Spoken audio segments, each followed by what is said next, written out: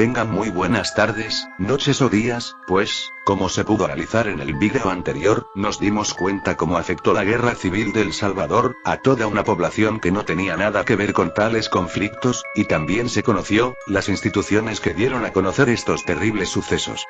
Dicho esto, continuaremos hablando de estas terribles masacres ocurridas en el país.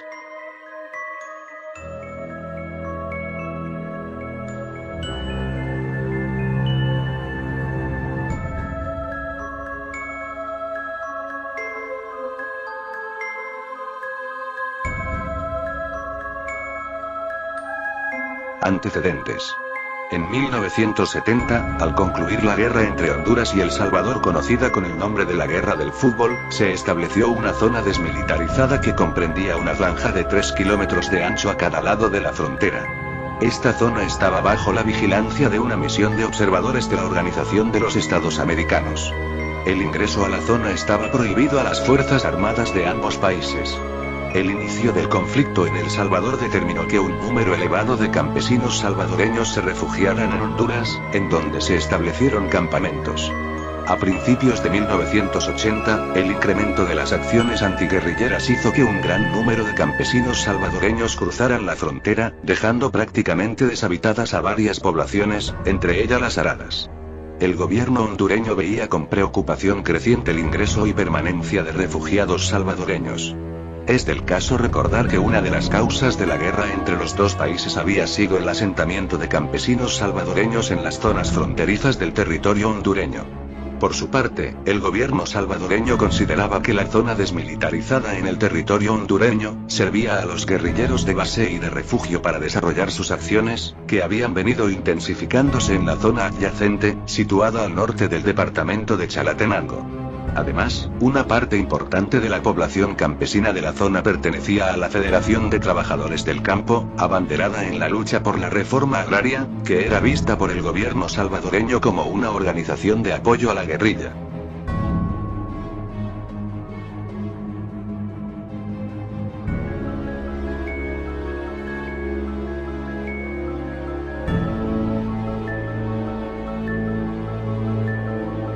A continuación se describirán tales hechos.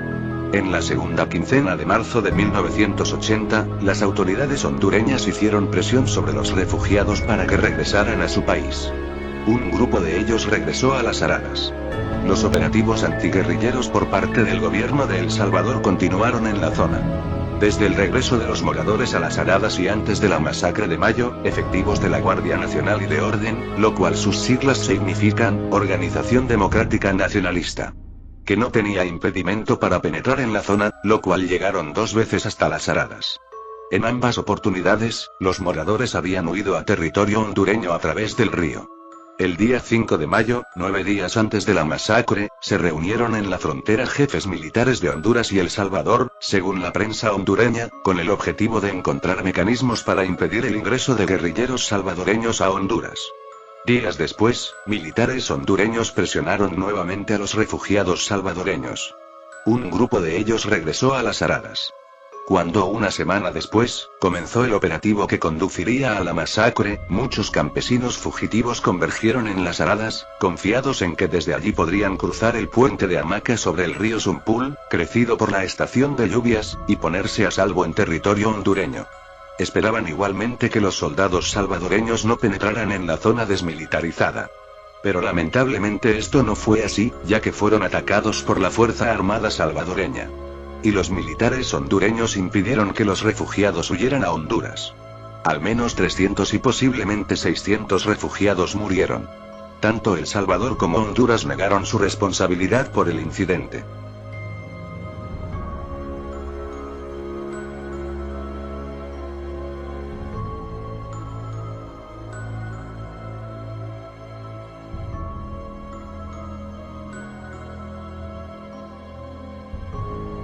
Hechos posteriores. Los ejércitos de los dos países abandonaron la zona el mismo día de la masacre. La Guardia Nacional siguió patrullando el área para evitar el regreso de moradores. Los cadáveres quedaron sin sepultura. En Honduras, los medios de comunicación difundieron ampliamente lo ocurrido. La primera versión periodística fue dada a conocer el 21 de mayo por un noticiero matutino de radio, Noticias del Continente, el cual operaba en Costa Rica. Días después, el periódico, con el nombre de Tiempo, bajo el título, por lo menos 325 salvadoreños fueron muertos por el ejército, destacamento militar hondureño acordón a ribera del río Sumpul. Ese fue el título de la noticia, para dar a conocer lo ocurrido, pues, posteriormente, publicó una entrevista con el padre, Roberto Yalaga, sacerdote de la diócesis de Santa Rosa de Copán, quien confirmó el hecho. Dos periodistas extranjeros, Gabriel Sanuesa y Úrsula Ferdinand, lograron ingresar por el lado hondureño, hasta el caserío Las Aradas, y obtener evidencia gráfica sobre la matanza. También lograron entrevistar a varios sobrevivientes refugiados en las aldeas fronterizas de Honduras, y publicaron un folleto sobre el asunto.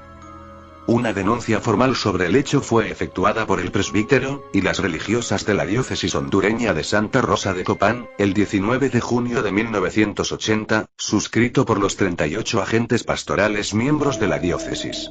La denuncia tenía como base la evidencia gráfica y testimonial acumulada por la diócesis, como parte de sus investigaciones. En ella responsabiliza al gobierno y la Fuerza Armada de la República de Honduras de complicidad en la ejecución del hecho, y su posterior ocultamiento, y a la Organización de Estados Americanos, OEA, de complicidad en el ocultamiento del trágico suceso. El pronunciamiento en mención fue ratificado por toda la Conferencia Episcopal hondureña, presidida por el arzobispo de Tegucigalpa, Monseñor Héctor Santos, en una declaración difundida por la prensa, el 1 de julio de 1980. Desde El Salvador, el arzobispado de San Salvador ratificó, y se solidarizó con la denuncia de la diócesis de Santa Rosa de Copán, en un comunicado hecho público el día 29 de junio de 1980. El ministro de Defensa de El Salvador, general José Guillermo García, negó que hubiese ocurrido la masacre. Un año después, en una entrevista, admitió que algunas personas habían muerto en un enfrentamiento el 14 de mayo de 1980, en el río Sumpul, pero no en tales cantidades industriales. Asimismo, los cargos hechos por la diócesis de Santa Rosa de Copán, fueron desmentidos por una declaración oficial del gobierno, y las Fuerzas Armadas de Honduras, la cual calificó las declaraciones de calumniosas e irresponsables. El presidente hondureño, negó la veracidad de la denuncia en un discurso transmitido en cadena nacional, por radio y televisión. El ministro de Gobernación, coronel Cristóbal Díaz García, declaró a la prensa que Honduras no crearía ninguna comisión de investigación. En respuesta a una pregunta, expresó: "Nadie duda que hubo matanza en el otro lado, pero nosotros no hemos intervenido en ello".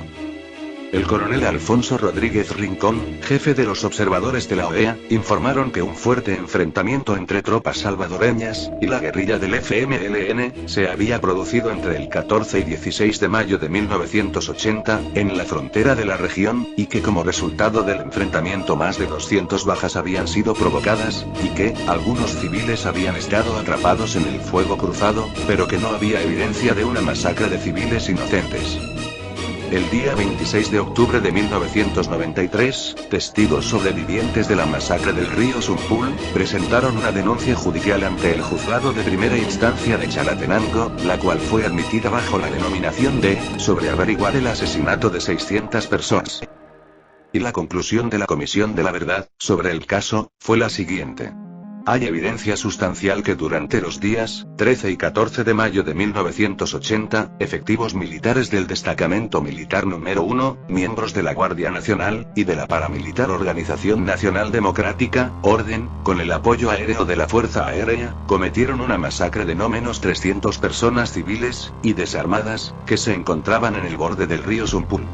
La comisión considera que hubo encubrimiento de los hechos por parte de las autoridades militares salvadoreñas.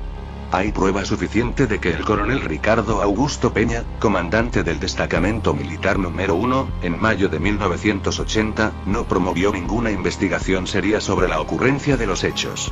La masacre del río Sumpul fue una seria violación del derecho internacional humanitario y del derecho internacional de los derechos humanos.